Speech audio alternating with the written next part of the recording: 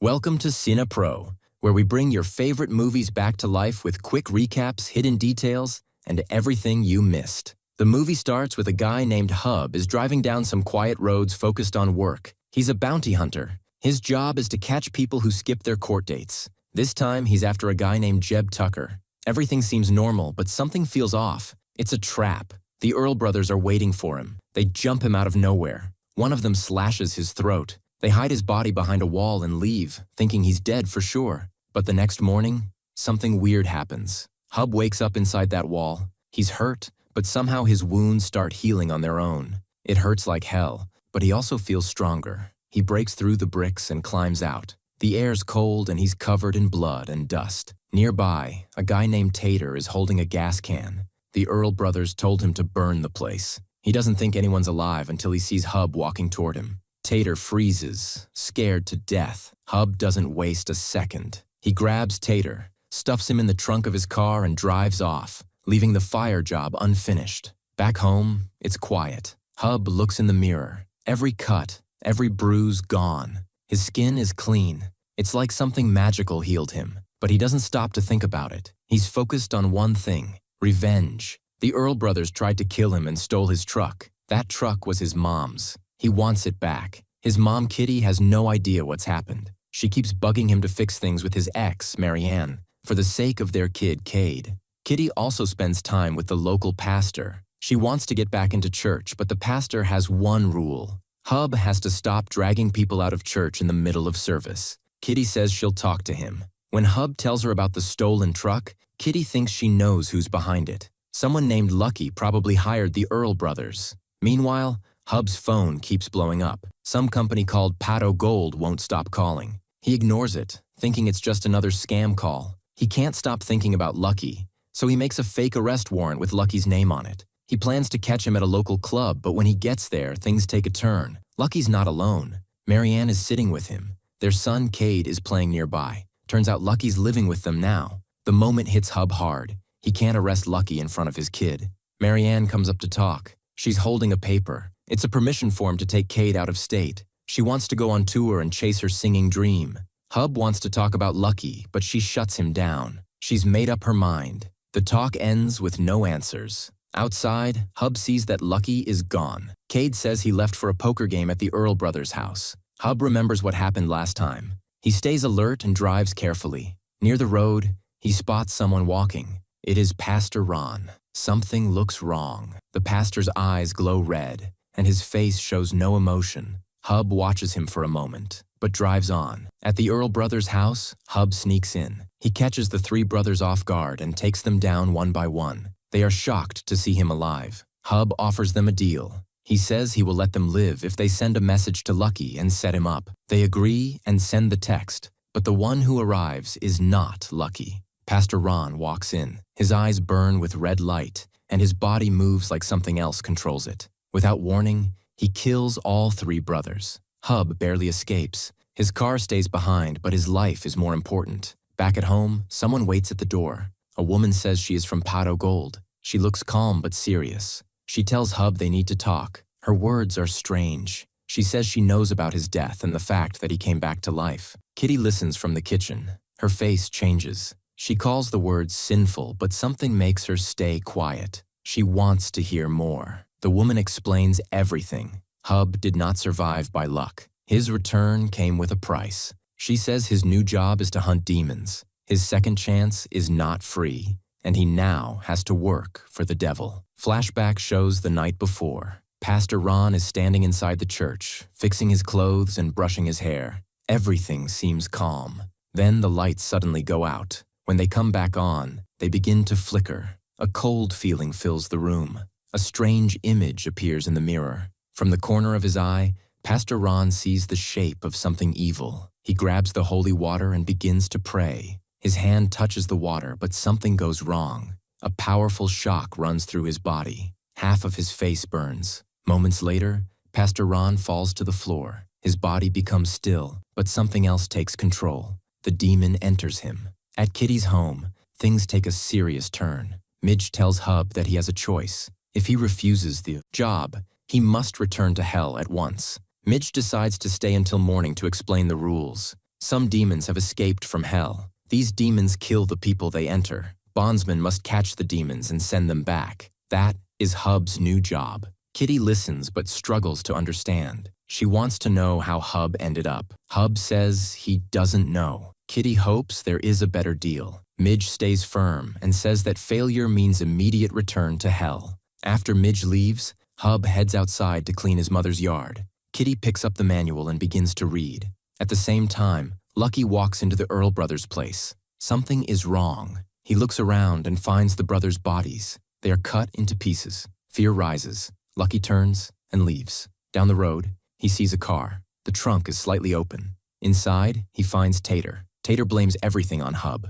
Back at home, Kitty finishes the manual. She looks serious. She tells Hub to stop wasting time and take his work seriously. Soon after, the First Order arrives. A demon called Valakor is hiding inside Pastor Ron. This is Hub's first target. Kitty hears this and refuses to stay behind. She joins Hub on the ride to the church. During the drive, Kitty keeps asking questions. She wants to know why Hub went to hell. In her mind, it could be his pride. At the church, they come across the body of Pastor Ron. His face is melted, but the demon is not there. Nothing feels safe. Kitty tells Hub to protect his family. Hub takes her advice and signs the paper that allows Marianne to leave town with Cade. Marianne is confused but doesn't stop him. She also shares that a girl named Cheryl has gone missing. Before leaving, Hub speaks to Lucky and tells him to meet later. Kitty and Hub begin searching for the demon. Kitty keeps thinking about her son's past. She wonders if something she did made Hub end up in hell. The question won't leave her mind.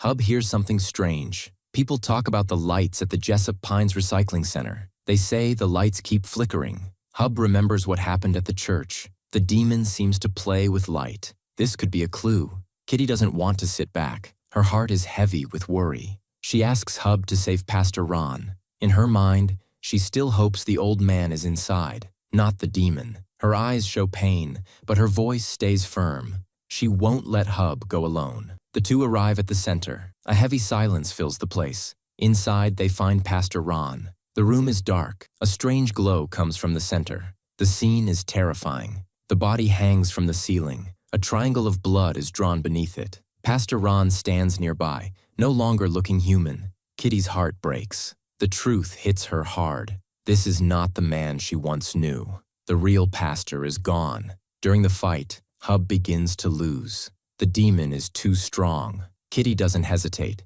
She jumps in and helps her son. Together they fight back. The body of Pastor Ron burns with fire once the demon dies. Nothing is left. They leave the place quickly. Neither of them knows that Tater has been watching. He keeps his distance, holding up his phone. He records everything, including the moment Hub accepts the job. From now on, there is no turning back. A high school cheerleader goes live on her social media account. She looks upset and starts blaming another girl named Kayla. Many people watch her and believe the story. After the live ends, one of her friends calls to praise her. They both laugh about the act, proud of how well it went. Things change quickly. The cheerleader hears water running. Her shower is on, even though she didn't turn it on. She switches it off, but it starts again. All the taps in the bathroom begin to pour out water. The bathtub fills up without warning. A demon appears. It grabs her and throws her into the tub. Her body goes under the water and she doesn't come back up. Far from the scene, Kitty keeps thinking about Pastor Ron.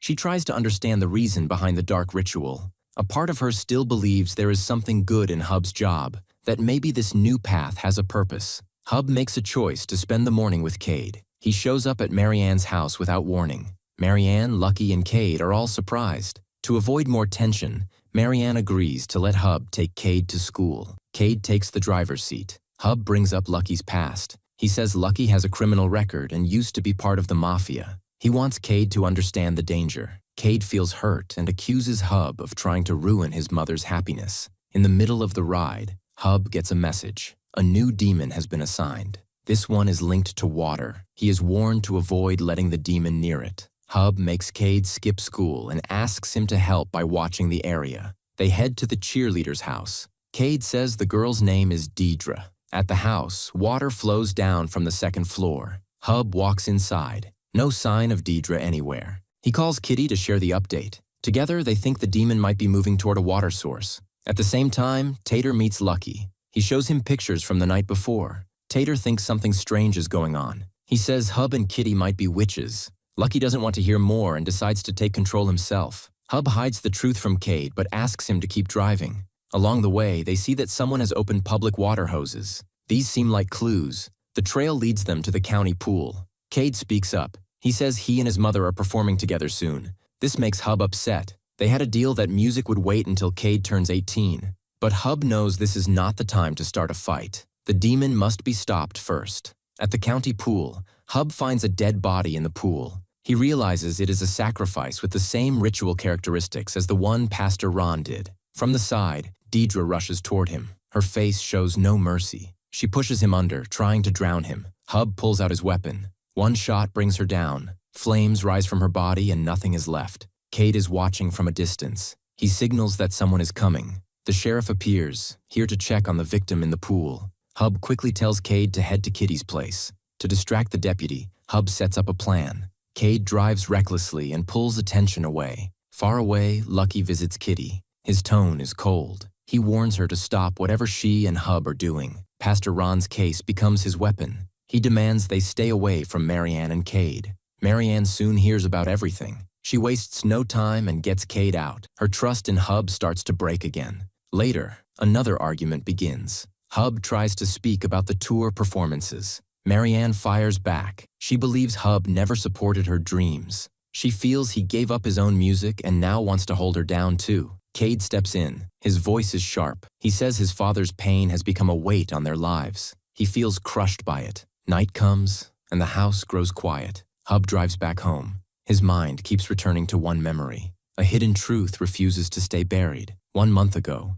Cheryl's body was laid to rest in the woods. No one knows. Later, Hub is back in the forest again, looking at the place where his secret still sleeps beneath the soil. The deputy sheriff harasses Duke, a local businessman. He knows Duke stole his food truck and uses this information to keep him scared. Duke says nothing, but the tension is clear. After making his point, the deputy returns to his squad car. His hands rest on the steering wheel. A strange energy moves through the car. His body goes still. A demon enters and takes control. Hub sits at home watching old videos of his music days with Marianne. The house stays quiet, but Marianne's ghost shows up again. Her presence follows him. A notification arrives on his phone. Another demon assignment appears. The target is an earth demon named Erdos. At the club, Lucky watches Cade and Marianne perform. The lights shine down, but Cade's nerves take over. After the argument with his parents, he loses confidence. Marianne tries to encourage him, but nothing works. Cade stands frozen. His eyes search the crowd for Hub.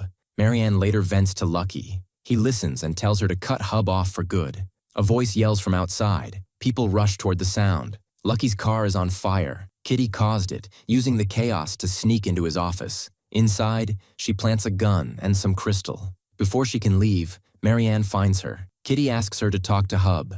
Marianne asks for Hub's location. Kitty says she doesn't know. Marianne then pulls out her phone and opens their shared family GPS. Hub traces the deputy's cruiser near Duke's food truck. Duke says the man walked off a while ago. Hub updates Kitty but refuses to share where he is. A source at the station helps him track the signal. It leads him to a nearby store. Inside the store, Hub finds the deputy. His behavior seems off. Before Hub can do anything, Marianne arrives. She demands that he talk to Cade and show that he believes in him. Hub tries to get her to leave, but she stumbles upon a dead body and screams. Hub pulls her away. Mud on the floor leads them deeper inside. Marianne sees the deputy and thinks he's there to help. The illusion ends when he turns violent. Marianne joins the fight. Together, she and Hub manage to kill the demon. The deputy's body bursts into flames. Fire spreads through the store. Back at home, Marianne cleans up. Hub calls Midge. She sounds surprised that he found her address, but she offers no information about the demon sacrifices. She tells him never to call again. Marianne listens to Hub explain everything. After what she just saw, she believes him. She understands that Lucky is responsible for Hub's death. The decision comes quickly. She agrees to leave town with Cade and maybe return later. Kitty calls Marianne. They rush to Lucky's office. Police officers are already there, arresting Lucky for dealing crystal meth. They also find the gun that Kitty planted. If Lucky talks about Pastor Ron, the case will turn on him too.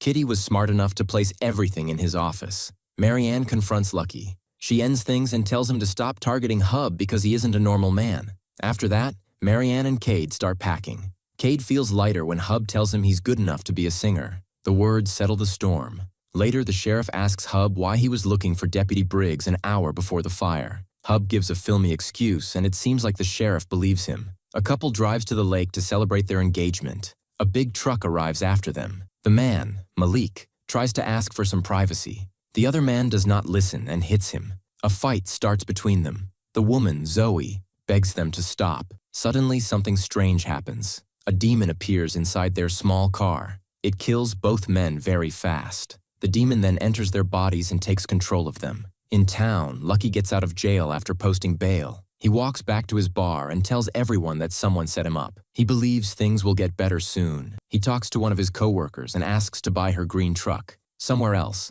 Hub finds something strange in a book his mom is reading. He learns that the places where people were killed form a special shape. The shape looks like a star used in magic. Only one part is missing, and that part may be next. In the past, 9 years ago, Midge started her dream job as a pastry chef. She worked hard, and people began to notice her. Then, her son got very sick. He had cancer. The insurance company refused to pay for the treatment. She sold everything she owned to help him. It was still not enough. She felt hopeless. Then, she made a deal with a dark force to save her son. In return, she became someone who finds souls for the devil. Now, in the present, Hub arrives at her house without telling her first. She does not welcome him and threatens to hurt him. She wants him to leave. Hub tries to explain what he discovered. He thinks there might be a way to stop everything. He believes there could be a way out of their deal. Midge tells him she already tried. Her son became sick again. She believes there is no escape. Hub leaves some papers with her before walking away. The papers show the strange pattern he found. His mother calls and warns him that time is running out. She tells him he must catch a demon named Sliferus. The last clue points to a place called Landry. Hub drives there but does not find the demon. He decides to wait near a bridge and sets a trap. He hopes the demon will come across the lake and walk over the bridge. He waits there all night. Soon the two demons appear. They are carrying a woman. Hub starts shooting at them from his car. Before he can stop them, Lucky shows up. He crashes his truck into Hub's car. Hub climbs out without injuries, but he cannot get away from Lucky. Kitty drives to the spot where Hub and Lucky had their crash. She finds Hub's truck turned upside down. His phone sits on the seat and his shotgun lies nearby on the ground, but Hub is gone. She picks up what she can and hears something strange on the radio. A police code comes through. Officers say they are heading to a place called Landry Bait and Tackle. Kitty hurries there. When she arrives, she sees the same woman from the lake. The woman is dead in the parking lot. A triangle is drawn on the ground around her. Kitty starts to relax for a moment, thinking Hub is not the victim. Sheriff Ruby sees her and walks over. Kitty tries to leave, but Ruby follows her to the car. She starts asking questions. She notices Kitty's vest and wants to know what Kitty is doing in that area. Kitty sits in the car and listens. Before Ruby leaves, she suggests they all have lunch together soon. Her treat. Kitty agrees but looks nervous. Ruby steps away when an officer calls her back to the scene. Hub wakes up. He's confused and only wearing underwear. A phone rings nearby. The answering machine picks up. When he hears Kitty's voice on the message, he understands where he is. He finds himself locked in the small jail cell at the back of his own office. Fear grows inside him. The voice on the phone belongs to Midge. She says she looked at the papers and now believes Hub was right. She wants him to call her back as soon as he hears the message. Then, the call ends. Lucky enters the room. He looks around and makes a rude comment about the place. Hub tries to talk to him, wants him to unlock the chains, and warns about the demons. But Lucky is not interested in helping. He starts talking about Marianne. He believes Hub kept her from having a better life. Lucky steps on Hub's hand and then hits his fingers with a hammer. He says they are going to make a video for Marianne, even if she never comes back to him. He wants to protect her from Hub. The camera starts recording. Lucky speaks into it. He warns Marianne to watch it alone. He even gives her a moment to send Kate away. Lucky tells the truth about trying to have Hub killed. He also says Hub tried to kill him first. Then he turns around and tells Hub to explain what happened to Cheryl. Hub stays quiet. Lucky picks up the hammer again and breaks more of Hub's fingers. 1 month earlier, Hub steps into the boxcar bar looking for Lucky. Tiny Earl stands at the entrance and tells him Lucky does not want to be disturbed. Lucky is busy watching the Red Sox game. Hub asks him to let Lucky know he'll be waiting. Tiny heads off to pass the message. Hub takes a seat at the bar and orders a drink. Cheryl pours it for him. She reminds him that giving away drinks is no longer part of the new rules. They talk for a short while, mostly about Lucky. Soon, Lucky comes downstairs and sits beside Hub. He wants to make peace for the sake of Marianne and Cade. He talks about how Hub has been digging into his past and showing his record to Marianne. He believes Hub is trying to make trouble for him in Boston. He says that his old life is over and no one is looking for payback. Hub does not believe it. He tells Lucky that the best thing he can do is walk away from Marianne and Cade forever. Lucky gets angry but controls himself. He counts to calm down. Hub keeps talking. He says he'll get rid of Lucky one way or another, even if it means telling his old crew that he turned on them. Then Hub punches Lucky. Tiny jumps in and grabs Hub. Lucky stands up and warns Hub that he's gone too far. He walks off and leaves his hat on the bar. Tiny pulls Hub outside and beats him. He kicks Hub in the ribs and tells him that Lucky is going to kill him. He says Hub should leave town. Later that night, Hub is parked outside the boxcar. He's drinking from a flask and thinking about what happened. He takes a gun from the glove box but hesitates. He tries calling Marianne, but her phone goes to voicemail. He picks up the bottle again. Feeling angry and lost, he stumbles into the bar. A gun is in his hand. He sees someone in the back room putting things away. Lucky's hat still rests on the bar. Hub thinks Lucky is here. He gets ready and moves fast. The person walks into the fridge area. Hub pulls the trigger. The person falls, but the sound they make does not sound like Lucky. Hub hurries in and sees Cheryl on the floor. She is shaking and bleeding. He turns her over and tries to help. She begs him to save her. He says everything will be okay, but she dies in his arms. In the office upstairs, Lucky hears the music stop. The quiet lets him hear strange noises from below. A car starts outside. He walks to the window and sees Hub's car speeding away. He goes downstairs to check. The floor is wet and smells like bleach. A roll of plastic wrap lies half open. His hat sits under a cart nearby. In the present, Lucky tries to force Hub to speak on video. He wants Hub to tell Marianne what really happened at the club. Hub raises his damaged hand and gives a rude sign. Lucky does not like that and hits him again with the hammer. At a music studio, Marianne and Cade stand in front of microphones. They sing a song that Marianne used to sing with Hub. Their voices blend well. The sound technician claps and tells them to take a break. Cade feels unsure about his part. Marianne smiles and tells him she feels distracted too. She talks about the first time she came to Nashville and how nervous she felt. Her phone starts buzzing. The call comes from the Landry Sheriff's Department. She sends Cade to get a drink and answers the call. Ruby's voice plays on speaker. She tells Marianne that Lucky got out of jail last night. Then she asks if Hub is with her. Marianne says that she and Cade are in Nashville. Ruby congratulates her on Cade's music path. She brings up the hardware store. In the sheriff's office, the other officers listen quietly. Marianne pauses before saying she went to buy a fuse. Ruby asks again if Hub was with her. Marianne says no. Ruby holds up a large photo and pins it to a wall. She ends the call and tells the team that Marianne is involved. A new wiretap will be needed. The photo shows Marianne and Hub leaving the hardware store together. It comes from an outside camera. Back in the lockup, Hub stares at Lucky and dares him to finish him off. Lucky hears a sound near the door and walks off, thinking it might be Kitty. Hub sees the hammer on the floor, left behind. At the door, a man crouches and sniffs the doorknob.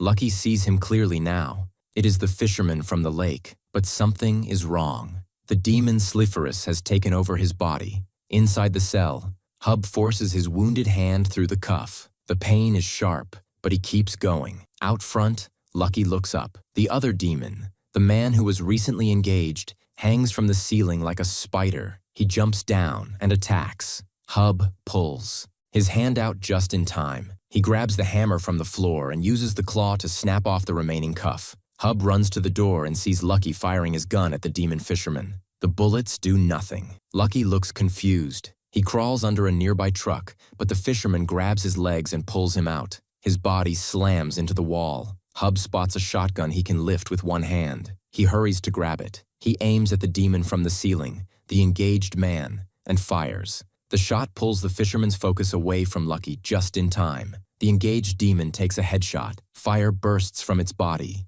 It burns fast and disappears. Hub turns to the fisherman and uses his final bullet. The demon falls, but it is not dead. Lucky jumps in the green truck he bought from Trish. He drives away fast, praying out loud with shaking hands. Hub picks up a chainsaw. It roars to life. He pushes it into the fisherman's face. The demon explodes into flames and vanishes. Looking around, Hub grabs a fire extinguisher. He does not want the fire to destroy the building. This place matters to him. He puts out the flames. Now the room holds 2 burned bodies. One still has the chainsaw stuck in its skull. Hub shuts the garage door. With one hand, he strikes a match and lights a cigarette. He takes a breath and calls Kitty. Her voice is full of relief. He tells her he is okay. His eyes stay fixed on Cheryl's grave outside the window. Hub stands shirtless, blood covering his skin. Kitty stands a few feet behind him in a faded denim shirt. She helps him back home and wraps his hand in clean bandages. He says he may finally understand why he ended up in hell. He's about to explain when a car horn sounds. Marianne and Cade arrive. Hub doesn't want them to see him like this. Cade says Marianne told him everything about the demons. Hub says the demons are not real and tells them to leave. Marianne speaks with honesty. She says Ruby called her. Hub says that's more reason to stay away. Cade stands firm. He says he's not a kid anymore and will not be pushed aside. Hub gives in and walks outside to them. Their faces show shock when they see how he looks. He leads them inside to the bondsman office. Cade looks like he might throw up but says he will stay with Hub. Hub turns to Marianne, hoping she will change her mind. She says Cade has made his choice. Kitty tells Hub they could use the extra help. He looks tired and frustrated. Marianne and Kitty begin cleaning the place. Hub sighs and stops arguing. He says they can do what they want now. A boy kneels in a sandbox and pushes carrot sticks into the sand like seeds. His mother calls out, saying he can't play until his vegetables are gone. He lifts the empty bag and waves it, pretending he finished them. He runs toward the roundabout and starts spinning it for fun. From the woods nearby, something fast and fiery bursts through the grass. It reaches the roundabout in seconds, and the boy vanishes. Inside the garage office, Marianne looks at the clock. She asks Hub if Kitty and Cade should be back by now. Hub answers that he has no idea how long it takes to cremate 2 demon-possessed bodies, especially when it's his own mother and son doing the job for the first time. Marianne wonders if the funeral home will tell the police. Hub says they won't. He and Kitty know about the funeral home's illegal business, and that's enough to keep them quiet. A phone starts ringing with a baseball sound. Marianne realizes it's Lucky's phone inside the trash bag she's carrying. She pulls it out and offers to unlock it. Hub tells her the phone has a video of Lucky torturing him. She looks disgusted and drops it right back into the trash. Hub makes a smug comment, but Marianne doesn't appreciate it. A car horn honks outside. Kitty and Cade are back. Marianne goes out to greet them. Hub pulls the phone from the trash and smashes it with a hammer. Cade enters the room holding fried chicken. Kitty says the job is done. The bodies are gone. Marianne takes Cade aside to clean a cut he got from the cremation chamber. Kitty sits down beside Hub. She says she doesn't want to hear his reason for going to hell anymore. Now that the family is together again, she wants to enjoy it. Hub says he is trying to fix things. The fax machine makes a noise. A new paper comes out. The next demon target is listed. It is a Pyrolus, a demon that controls fire. Hub finds the last sacrifice location on the map. It is inside a new housing area. Marianne says they need to get all the people out. Kitty says she doesn't care. The houses are ugly and can burn. She seems pleased with that idea. Marianne and Cade sit quietly, thinking about what will happen to Hub when this is all over. Kitty claps her hands and tells everyone to gather for a prayer circle. Another car horn sounds outside. Midge has arrived. She explains that if the last sacrifice succeeds, it will free one of the shackled 7. These are old angels who turned against heaven long ago. Midge seems shocked that Hub's whole family is working with him. Still, they start planning how to clear the housing development. Kitty looks at Midge with a daring smile and tells her to help too.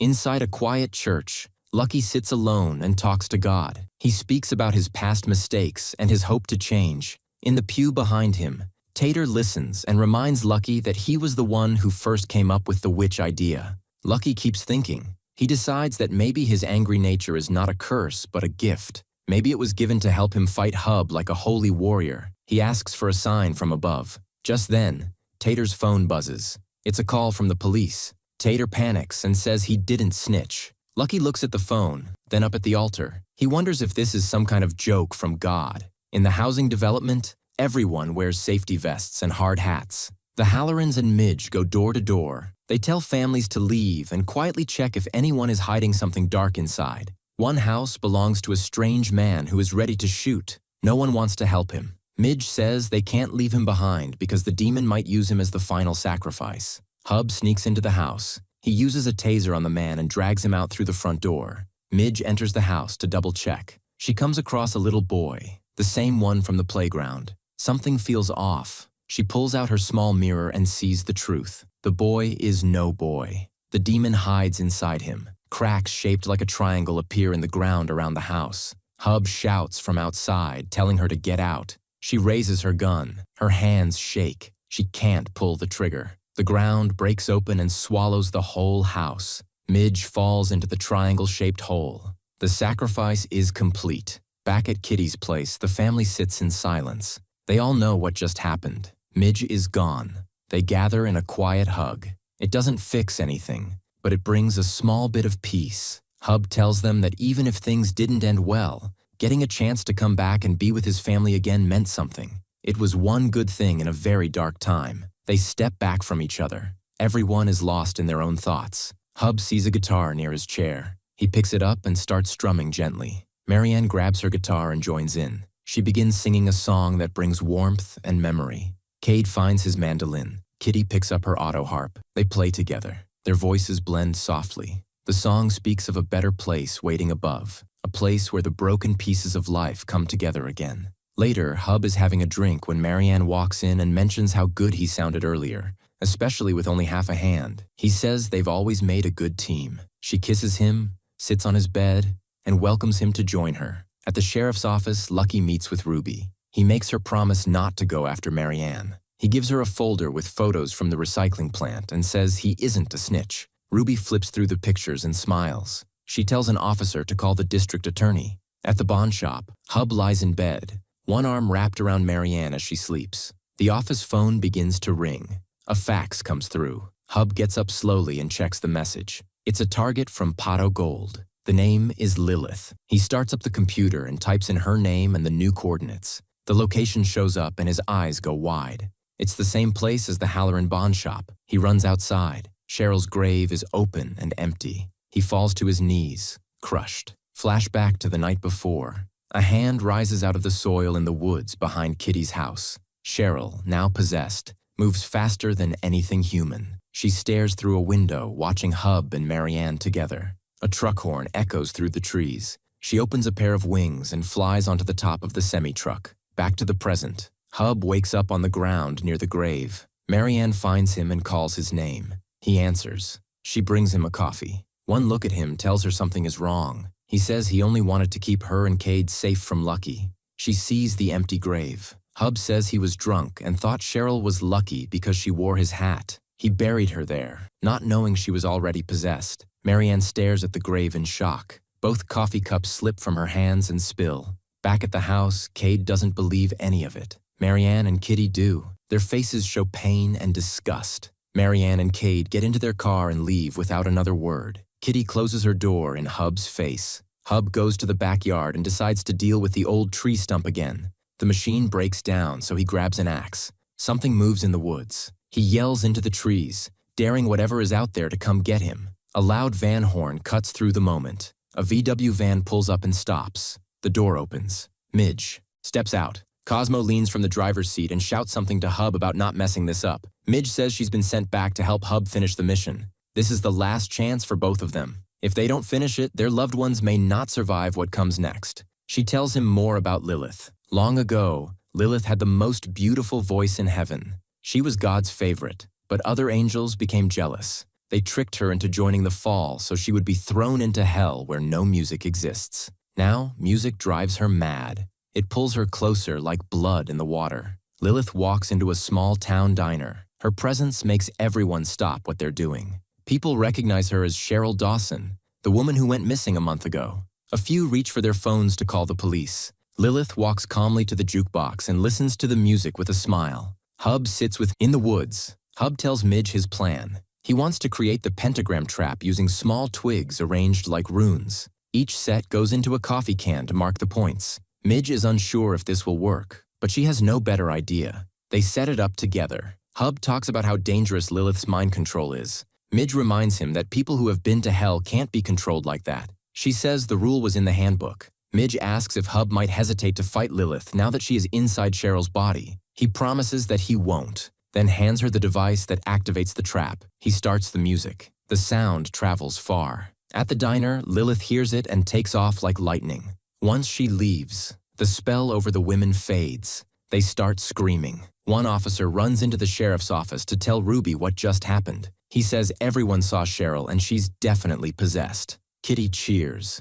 Ruby grabs her keys and hurries out. Lilith arrives at the clearing, but she stays just outside the trap. Hub steps out and aims his gun. She sees him right away and rushes at him. Her strength sends him flying onto the minivan. She lifts him up and soars into the sky. Midge presses the button. The trap works. Lilith screams in pain and falls back down near the minivan. She cries out to Hub and begs him not to hurt her again. She uses her power to heal all his injuries. Then she offers him something more. If he lets her go, she will leave Cheryl's body, keep Cheryl alive, and wipe away his worst sin. That would give him back his family. Hub agrees. Lilith leaves Cheryl's body and enters a black crow. The bruises on Hub's arms disappear. He breaks the trap and lets her go. The crow flaps its wings and flies into the sky. Midge looks at Hub's arm and calls him selfish. Hub says there's always a way out. Cheryl wakes up and stands, confused. She calls Hub's name. He helps her get cleaned up and brings her to the boxcar. Trish runs to hug Cheryl. Cade and Kitty rush over to warn Hub that the police are coming to arrest him. Hub smiles. He believes everything is fine now that Cheryl is alive. Ruby arrives with her officers. She tells Hub he is under arrest. They cuff Cheryl too. She calls out to Hub, confused and afraid. Hub looks calm and says everything will be okay. Backstage, Marianne runs into her dressing room. Tears roll down her cheeks. She wants to be alone. Lucky follows, but she tells him to stay away. On her costume rack, the crow perches quietly. It stares at her. Marianne looks back at it, unsure what it means. Lucky watches from outside as the police arrest Hub. He turns to Tater and says he's going to check on Marianne. He walks into the building and heads to her dressing room. Inside, Marianne stands alone, singing a soft tune without words. Lucky walks toward her slowly. He tells her she isn't thinking clearly and says he will make decisions for both of them now. He reaches out to touch her. An unseen force throws him hard against the wall. He crashes down. In the mirror, Marianne's reflection is not her own. It shows Lilith. Marianne keeps singing. Lucky's hand moves to his jaw. His body shakes. He cannot stop himself. Under Lilith's control, he tears off his jaw and falls to the floor, dead. Out in the main room, the black crow flies through the space. Its wings make a loud noise, drawing Hub's eyes. The police officers try to move him along, but he stops. Marianne enters the room. She's still singing. The song is haunting and beautiful. The words are from an old ballad about death. Everyone stops talking. The air feels thick. Every man in the room, even Cade, reaches toward his jaw. Only Hub does not move. Every woman folds her arms across her chest and bows her head. Hub sees the truth. The figure in front of him is no longer Marianne. Wings stretch out behind her. Her voice sounds otherworldly. He sees Lilith in her true form. She stops singing. Her eyes focus only on Hub. She tells him that the devil will always hunt her, which means Marianne will never be safe. She makes him an offer. If Hub chooses to serve her willingly, she will protect Marianne. Then she places her hands over her face. When she removes them, Hub sees Marianne again, standing there like nothing has changed. If you liked today's video, don't forget to like, subscribe to the channel, and activate the bell to receive all new updates. See you in the next video. Goodbye. Is that the devil has been obsessed with Lilith ever since she became his prisoner. The last time she escaped, she left a path of pain behind her. She attacked every man she met until the monks at an abbey finally stopped her with chanting. Midge shows Hub a drawing of the abbey and warns him that Lilith can control minds. Back in the diner, the owner, a man, approaches Lilith and touches her shoulder. Right after that, all the men in the room grab their own jaws and rip them off. They fall to the floor. The women nearby do nothing to help. Instead, they fold their arms across their chests and bow to Lilith, completely under her spell. Outside the Halloran home, police cars fill the driveway. Sirens echo across the land. Kitty steps outside with her hands in the air. Lucky arrives with Sheriff Ruby and several officers. They all search the garage. Hub is not there. The place looks spotless. Hub and Marianne cleaned it up so well that it now looks normal. The officers begin to doubt Lucky's story about demons. Lucky points to the pentagram on the wall, trying to prove that something evil happened here. No one is convinced. Deep in the woods, Hub and Midge park a minivan. It seems like there's always another vehicle ready. Hub unpacks speakers and an amp system. He wants to lure Lilith to this spot using music. Midge asks what happens after she shows up. Hub pulls out a paper and shows the pentagram sketch. The same shapes appear in the drawing of the abbey where Lilith was trapped before. He wants to recreate the trap. At the sheriff's station, Cade walks beside Marianne. Her hands are cuffed. Lucky waits for them. He says he's hired a lawyer for her. Marianne tells him to keep away. She tells Cade to call Kitty for help. Lucky says Kitty has been arrested too.